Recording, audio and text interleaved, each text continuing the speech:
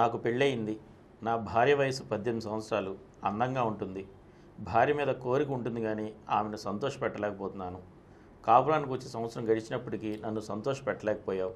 నువ్వు కాపురానికి పనికిరావని వెళ్ళిపోయింది. వాళ్ళ తల్లిదండ్రులు విడాకులు కూడా అడుగుతున్నారు. ఎందుకని నేను సెక్స్కి పనికి రాకుండా అయ్యాను? సంతోషపెట్టలేకపోయాను అంటే అర్థం ఏంటంటే అతను సెక్స్ చేయలేదని అర్థం ఏంటుంది. ఆ వెళ్ళిపోయిందంటే అర్థం ఏంటంటే ఇతను సెక్స్ చేయలేదని. కొంతమందికి ఈ ఫలానా కారణం చెప్పలేం కానీ ఇలాంటి వాళ్ళని ఏమంటారంటే హెచ్ఎస్డిడి అనే పరిస్థితి ఉంది అంటాం. హైపో యాక్టివ్ సెక్స్ డిజార్డర్ అంటాం.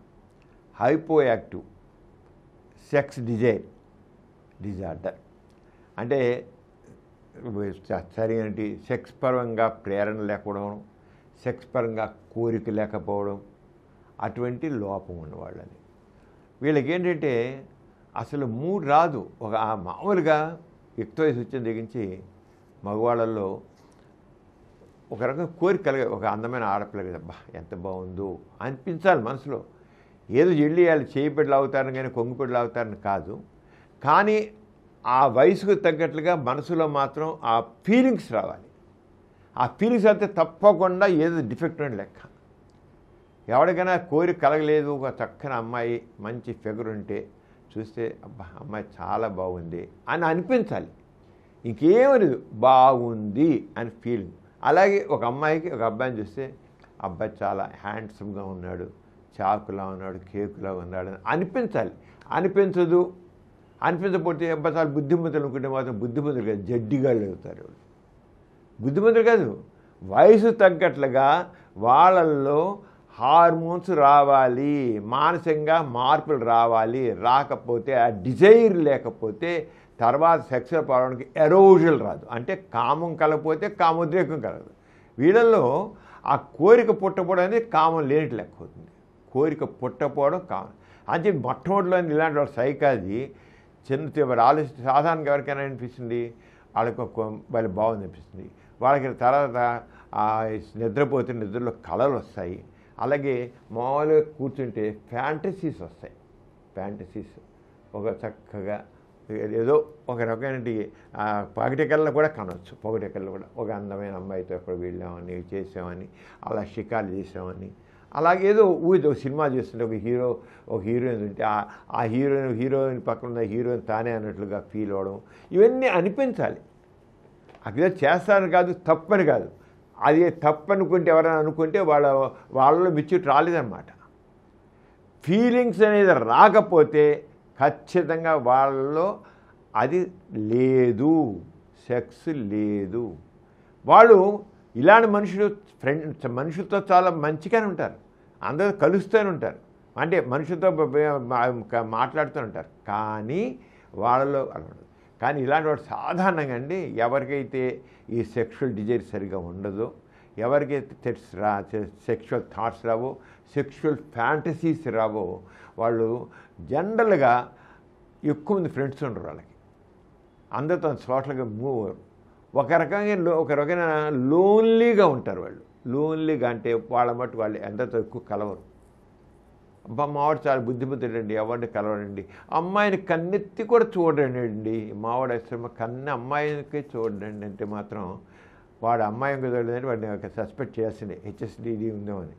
మా అమ్మాయి ఇంకే చూడండి, పాపం అమ్మాయిలు ఇంకే చూడు, అమ్మాయిలతో చిన్న మాట్లాడు, ఏం చేయడు, అమ్మాయిలు తలకదించుకుని ఉంటాడని చాలా గొప్పగా చెబుతారు. వాడు పనికిరాడిగా లెక్క గుర్తుంచుకోండి. ఎవరైనా లెక్క వాళ్ళు నిజంగా చెబితే, బుద్ధిమంతులు చెప్పుకుంటే ఏదో చెప్తే పోతే, కానీ నిజంగా అలాగే ఉంటే మాత్రం వాడు పనికిరాడు. అలాగే ఒక అమ్మాయినా సరే, ఇది ఇద్దరికీ ఒకటే. ఇది అమ్మాయిలు చాలా లేడీస్ కూడా ఇలాగ ఉంటారు. దాదాపు ఇలాంటి వాళ్ళు 10 to 15% ఉంటారని తేలింది. 10 to 15%. ఈ 10 to 15% ఇలా ఉన్నారంటే మీరు వాళ్ళ జీవితాలని వాళ్ళు అయితే కొంతమందికి ఇలాంటి ప్రవర్తన టెంపరీగా తాత్కాలికంగా అయినట్లయితే, కానీ వాళ్ళకి సైకలాజికల్ కౌన్సిలింగ్ ద్వారా, సైకోథెరపీ ద్వారా వాళ్ళు మామూలు అయిపోతే, కొంతమంది ఎప్పటికీ ఉంటారు, మారరు. అంచేత is it temporary, is it permanent. ఈ హెచ్ఎస్డిడి అనేది ఇది టెంపరీ ఆర్ పర్మనెంట్ అని చూడాలి. కొంతమంది డిప్రెషన్ ఉంటుంది, డిప్రెషన్ కూడా అలా ఉంటారు. కొంతమంది హార్మోన్ పరంగా తేడా ఉంటుంది. ఇప్పుడు సెక్స్ విషయంలో హార్మోన్స్ ఆడవాళ్ళు ఈస్ట్రోజన్ కావాలి, మగవాళ్ళు టెస్టోస్టెరాన్ కావాలి. ఉండకపోవచ్చు, ఉండకపోతే వాళ్ళు అలాగే ఉంటారు. అంచేత హెచ్ఎస్డిడి ఉన్నప్పుడు వాళ్ళ హార్మోన్ అనాలిసిస్ చేయాలి. తర్వాత ఆంగికంగా ఎలా ఉందో చూడాలి, మానసికంగా డెవలప్మెంట్ ఐక్యూ ఎలా ఉందో చూడాలి, వాళ్ళ సెక్షువల్ థాట్స్ ఎలా ఉందో చూడాలి. కొంతమంది ఐక్యూ చాలా లోగా ఉంటుందండి, లో ఐక్యూ. వాళ్ళు సన్నగా అవుతా మాట్లాడు జడ్డోళ్ళ ఉంటారు, మాట్లాడుకుని ఉంటారు. ఉన్నారు మేము చూడండి సమాజం, మీరు ఈ రంగం మీరు చూసేది తెలిసి వస్తుంది. లో ఐక్యూ అంటే ఇంటెలిజెంట్ కోఎఫిషియంట్ అంటాం, అంటే ఆ రకమైన తెలివితేటలు చాలా తక్కువ ఉంటాయి వాళ్ళకి. అక్కడ సెక్షువల్ మామూలుగానే తెలివితేటలు తక్కువ, ఇక్కడ ఈ సెక్స్ విషయంలో కూడా వాళ్ళు ఏ రకమైన ప్రేరణ ఉండదు. ఇలాంటి వాళ్ళకి మాత్రం ఇప్పుడు ఈ అమ్మాయి వెళ్ళిపోయింది 1 year ఉండి వెళ్ళిపోయిందంటే ఏంటి పక్కన బిడ్డకు ఎంత అందమైన అమ్మాయిని లాభం ఏంటి? ఏం చేయకపోతే బుద్ధిమంతుడు, చాలా బుద్ధిమంతుడు. అమ్మాయిని ముట్టుకోకపోవడం చాలా బుద్ధిమంతుడు కదా. మరి భార్యను ముట్టుకోలేదు, చాలా బుద్ధిమంతుడు వాడు.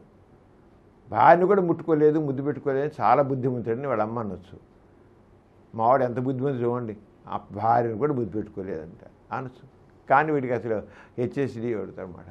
ఉంటారు, టచ్ చేయరు వాళ్ళు. అంటే ఇలాంటి వాళ్ళకి సైకలాజికల్ కౌన్సిలింగ్ ద్వారా కొంతమంది మారుతారు, కొంతమంది మారరు. ఆ అమ్మాయి వెళ్ళిపోయి అందుకని ఎవరైనా చేయలేకపోతే వాళ్ళు యాంగ్జైటీ ఉందా, టెన్షన్ ఉందా, డిప్రెషన్ ఉందా, హార్మోన్ డిఫెక్ట్ ఉందా, అసలు మైండ్ సెట్ ఎలాగుందా, వాళ్ళ డెవలప్మెంట్లోనే డిజార్డర్ ఉందా, సెక్షువల్గా డెవలప్మెంట్ డిఫెక్ట్ ఉందా, ఇవన్నీ చూడాలండి. అంటే సెక్షువల్ ప్రాబ్లమ్స్ ఏదో సింపుల్గా అయిపోతుంది కదా. ఇప్పుడు మనం ఎలా అయితే ఒక మెడికల్ కేసు ఒక బ్రెయిన్ సంబంధించిన డిఫెక్ట్, ఒక హార్ట్ సంబంధించిన డిఫెక్ట్ ఎలాగ అనలైజ్ చేస్తామో, సెక్షువల్ ప్రాబ్లమ్ను కూడా పూర్తిగా అన్ని యాంగిల్స్లోంచి ఇలాంటి కేసులు తప్పకుండా అన్ని యాంగిల్స్ నుంచి పరిశీలించి దానికి తగ్గట్లుగా టికెట్స్ చేస్తే చాలామందిలో మార్పు వస్తుంది. రాని వాళ్ళు కూడా ఉంటారు. కానీ చాలామంది అంటే వెళ్ళి చూపించుకోరు, మాట్లాడరు, తెగదింపులు చేసుకుంటారు, మళ్ళీ పెళ్లి చేసుకుంటారు, మళ్ళీ ఇలాగే కథ మామూలే రెడ్డు వచ్చే మాట్లాడినట్టుగా కథ అలాగే. అంచేది ఎప్పుడైనా ప్రాబ్లం ఉంటే వెంటనే డాక్టర్ని సంప్రదించాలి, చేయాలి.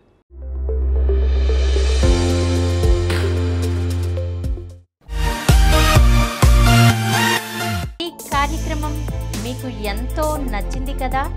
ఇటువంటి మరిన్ని వీడియోల కోసం అనతి కాలంలోనే 20 కోట్లకు పైగా వ్యూస్ సాధించిన సమరం ఛానల్ సమర్పించు సమరం మీకోసం ఛానల్కు సబ్స్క్రైబ్ చేయండి, లైక్ చేయండి, మీ ఫ్రెండ్స్కి షేర్ చేయండి. అలాగే ప్రక్కనున్న గంట సింబల్ని ప్రెస్ చేయడం మర్చిపోకండి.